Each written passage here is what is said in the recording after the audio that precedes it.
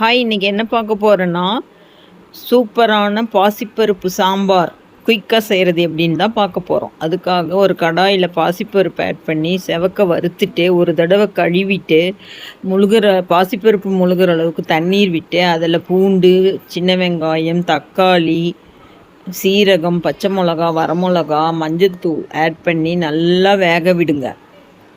நல்லா வெந்ததும் இதை ஒரு மிக்சியில் போட்டு பல்ஸ் மோட் விட்டு எடுத்து வச்சுக்கோங்க.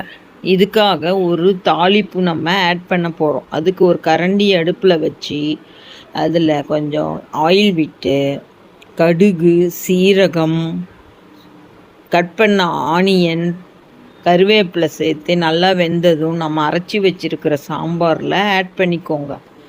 ஆட் பண்ணி ஒரு கொதி விட்டு இறக்குனா சூப்பரான பாசிப்பருப்பு சாம்பார் ரெடி.